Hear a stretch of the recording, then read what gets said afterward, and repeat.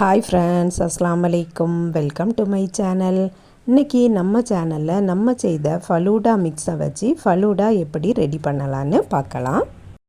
கரெக்டாக 1/2 லிட்டர் பால் எடுத்து அடுப்பில் போட்டிருக்கேன். பால் கொதிக்க போகுது. கொதிக்கக்கூடிய நேரத்தில் நம்ம செய்து வச்சுருக்கக்கூடிய அந்த ஃபலூடா மிக்ஸை இதில் போட்டுடலாம். இன்றைக்கி நான் போட போகிறது பிஸ்தா தான். 3 ஃப்ளேவர் செய்து வச்சுருந்தோம். இன்றைக்கி பிஸ்தா ஃப்ளேவரை வச்சு நம்ம ஃபலூடா செய்யலாம். ஃபலூடா மிக்ஸ் வீட்டிலையே எப்படி ரெடி பண்ணலாங்கிற வீடியோக்கு லிங்கை டிஸ்கிரிப்ஷன் பாக்ஸில் கொடுக்குறேன். செக் பண்ணி பார்த்துக்கிடுங்க.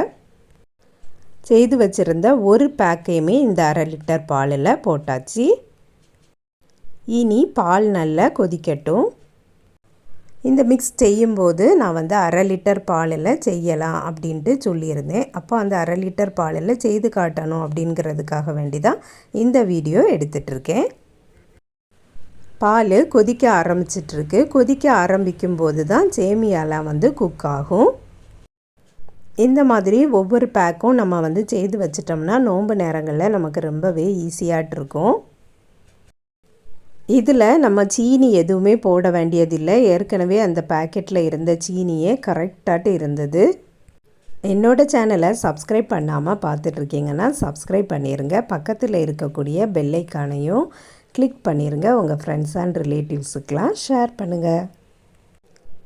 சேமியாலாம் நல்லா குக்காகி திக்காகி வந்துட்டு இப்போ நம்ம அடுப்பை ஆஃப் பண்ணிடலாம். இதை அப்படியே ஆற விட்டுறணும். ஆறுனதுக்கப்புறமா நம்ம ஃப்ரிட்ஜில் வைக்கணும். ஃப்ரிட்ஜில் ஒரு 1 ஹவர் வச்சுட்டா போதும், நல்ல சில்லுன்னு ஆயிரும். பிஸ்தா கலர் கரெக்டாக வந்திருக்கு. ஃப்ரிட்ஜில் வச்சு எடுத்துட்டேன். நல்ல சூப்பராக இருக்குது, நல்ல சில்லுன்னு இருக்குது. கன்சிஸ்டன்சியும் கரெக்டாக இருக்குது. தண்ணியாக இருந்தாலும் நல்லா இருக்காது, ரொம்ப கட்டியாக இருந்தாலும் நல்லா இருக்காது. இதுதான் கரெக்டாட்டு இருக்குது.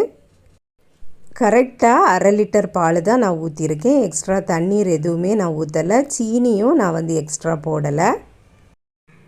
இப்போது நம்ம ரெடி பண்ணிடலாம். ஃபஸ்ட்டு ஸ்ட்ராபெர்ரி க்ரஷ் வச்சுருக்கேன். அதை 1 டீஸ்பூன் ஊற்றிடலாம். கப்புக்கு சைடில் ஊற்றுறதா இருந்தாலும் ஊற்றலாம். நான் கீழே தான் ஊற்றிருக்கேன். அதுக்கப்புறம் நம்ம செய்த ஃபலூடாவை ஊற்றிடலாம். 3 கப்புலையும் கரெக்டான அளவுக்கு ஊற்றிடணும்.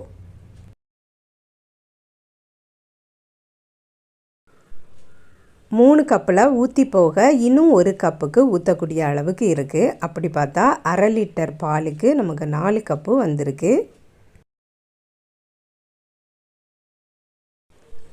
உங்கள்கிட்ட ஐஸ்கிரீம் இருந்தாலும் ஐஸ்கிரீம் போடலாம். நான் விப்பிங் க்ரீம் பவுடரை வச்சு விப்பிங் க்ரீம் ரெடி பண்ணி வச்சுருக்கேன். அதை தான் நான் போட்டிருக்கேன். அதுக்கப்புறம் வீட்டிலையே செய்த ஜெல்லியையும் போடலாம். ஏதாவது ஃப்ரூட்ஸ் இருந்தால் கூட போடலாம். நான் ஃப்ரூட்ஸ்லாம் போடலை. உங்கள் விருப்பம்தான். உங்களுக்கு எது விருப்பமோ அந்த மாதிரி நீங்கள் போட்டுக்கிடுங்க. 3 கலரில் நான் ஜெல்லி வச்சுருக்கேன். அந்த 3 கலரையுமே போட்டுடலாம். இந்த ஜெல்லியும் நான் வீட்டிலையே ரெடி பண்ணினது தான். அடுத்த வீடியோ இந்த ஜெல்லி வீடியோ போடுறேன். மேலே கொஞ்சமாக டூட்டி ஃப்ரூட்டியும் போட்டிருக்கேன். இது எல்லாமே ஸ்வீட் ஐட்டம் தான், அதனால் சாப்பிட்றதுக்கு நல்ல ஸ்வீட்டாகவே இருந்தது. அவ்வளோதான் ஃப்ரெண்ட்ஸ். இந்த வீடியோ பிடிச்சிருந்துன்னா லைக் பண்ணுங்கள், ஷேர் பண்ணுங்கள். நம்ம சேனலை இது வரைக்கும் சப்ஸ்கிரைப் பண்ணலைன்னா சப்ஸ்கிரைப் பண்ணிடுங்க. நெக்ஸ்ட் வீடியோவில் சந்திக்கிறேன். அஸ்ஸலாமு அலைக்கும்.